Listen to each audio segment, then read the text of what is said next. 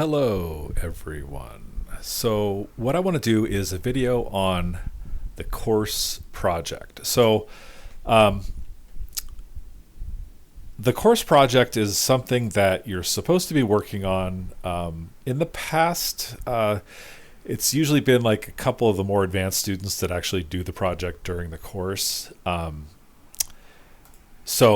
I think that's an issue. I think that's a problem because this is a valuable learning resource, and I think a lot of people are just intimidated about getting started. And when I went through the boot camp that I went through, I think the best advice I got was don't overthink what you're going to build. So you're not going to build the next Twitter or Facebook or Instagram. If you do, I get 10%. But no, in all seriousness, it's not going to be some earth-shattering thing. This is just for practice. So what I'm going to do is build a to-do app along with you guys for the course. So I'm going to sort of model my thinking about how I would go about building a project.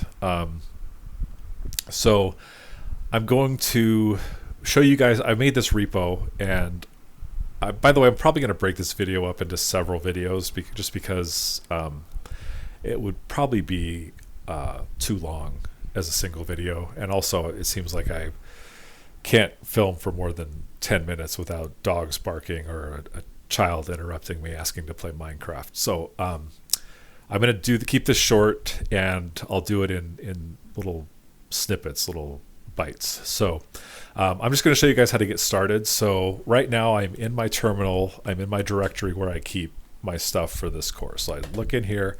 So here it is right here. It's called New To Do. So I'm going to show you first of all how to follow along, which I encourage you to follow along. You don't have to, but again, I strongly advise you to get that muscle memory, practice doing this. Okay, so go to my repository. It's called New To Do. I will put this in Slack so you don't have to navigate through my GitHub. But basically, you want to go into this green button that says code. Make sure you're on HTTPS and click the little icon to add it to your clipboard. Okay. So before we do that, you see that it's still in there. So I'm going to start over. This is how you start over. So as long as you save everything on GitHub, nothing disappears. But if you get lost or it gets broken, just rm-rf and then, oops, I guess it probably doesn't matter. And then New To Do, and then it deletes it. Okay, so now it's gone. Okay, so to pull it from GitHub or to clone it from GitHub, it's git clone, and then you paste the repository. Okay, so that puts it on your computer, and there it is. So you cd into New To Do and open it with Visual Studio Code. And yeah, let me close this. Okay, so, and there it is. So if you go into start the app, you're ready to get going, npm start, it will not work. That is because, as I mentioned before, GitHub will not let you store the node modules folder. It's way too big, takes up too much space. So I did this for a reason. I want to encourage you to get in the habit of reading your error messages. This, I know it looks like gibberish. I know there's scary red letters and you think you broke something, but this will actually give you clues as to what you need to do. This last line, it says, local package.json exists, but node modules missing. Did you mean install? That may be meaningless to you, but it means something to me. It tells me that I need to run install. Okay. So I know, again, it probably sounds like gibberish, but the more you practice, the more you read it, the more this will start to make sense. Okay. So I'm going to run npm install. It's npm I for short. And basically what this does is it goes through your package.json file and it looks at all of your dependencies and it basically assembles a node modules folder for you. Okay, so I'm using Bootstrap. I'm obviously using React, all the stuff from week 2. Okay. Yeah, so wait for that to install, and then it's taking a little bit longer than normal, but there we go. Okay, so it's installed. So now I'm going to go in and I'm going to run npm start. Okay, so what I've done basically while this is loading up, I'll show you. I've basically just imported some images from the internet and I'm making a to-do app. Okay, so all I have right now is the nav bar. So to show you what the final product is going to look like, if I go to week 2, so it's basically the same thing that we built with the Code NuCamp web app. It works the same way. You click on these and it opens up at the bottom. Okay, so I'm going to go through how I built this. I'm going to do it a little bit differently, a little bit stripped down and simpler, just so you can see and get a feel for what's going on. Okay, so the README, what I'm going to do is make a new branch. So that way I'm going to go back to main. And from main, I'm going to build a new branch, and I'm going to call it week 2 demo. Okay. Hit enter. And I'm going to stop this to make sure that I've got it. Yeah, okay. So restart my server. So I'm going to build everything in this branch. That way, when you clone this repository, it will be in the main and nothing will be there. But all my code is going to be in this branch. If that doesn't make sense, I'll explain branches another time. So let's go in. And the first thing I'm going to do is show you. So I got the images. I also made a source. Where is it? Shared items. So basically, when I show you my app, right, all of this stuff corresponds to this data, right? So I have a named export of items. It's an array of objects. Each object is an item of my to-do list. So there's laundry, walk the dog, blah, blah, blah. Right? So those are all right there. Okay.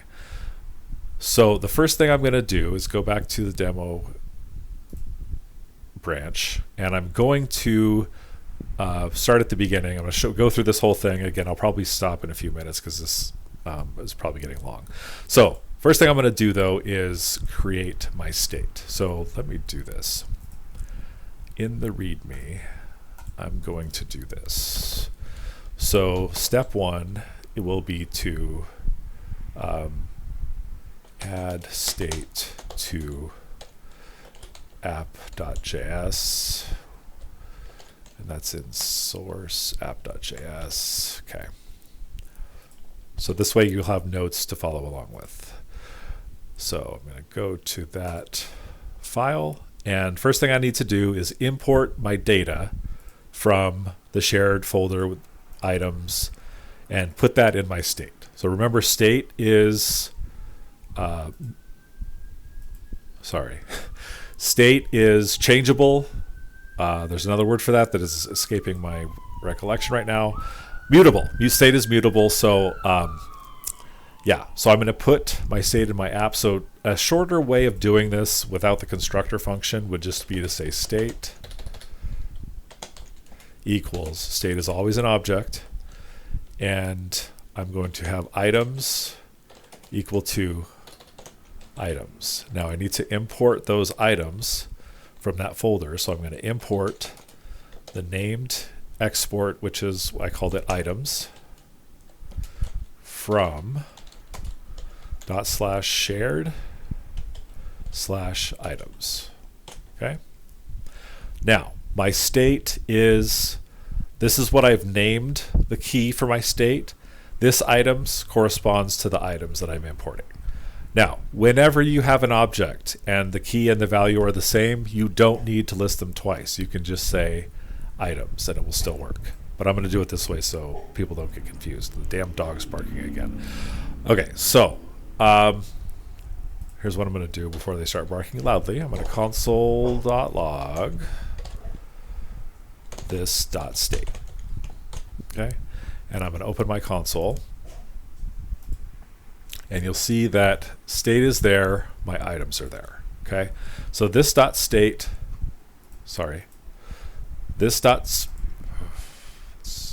oh my gosh, I wish it would stop. This dot state dot items is what I need to work with. So let me refresh. And so I have an array of objects, and these are each of my objects that I have to work with. Okay, I'm going to stop there, and I will continue with the next item. So basically, let me just recap. So all this is going to be, this app is just going to have an item component and an item list component. And you want to think of components as like little mini programs almost. Like they encourage you to, like, they call it thinking in React. A lot of tutorials will call it that. So I'm just going to show you LinkedIn. Actually, that's not my LinkedIn. Hold on. So my LinkedIn is this, like, you would have, for instance, this bar right here would be a component. This little box right here would probably be a component, and it would have like probably nested components within it, like who's viewed my profile, you know, all these different things would actually be components. So the feed would be a component. This list over here would be a component. And ideally, if you write them correctly, they're reusable. So you have your component. So the way I am writing this is I have my item list, which is in charge of basically listing the items. And then each item will be its own component, so I can use it in different places. Okay, so again, I'm going to stop there and continue in another video with how to implement the item list. So hope this helps. Again, please follow along, and I will see you guys when I see you.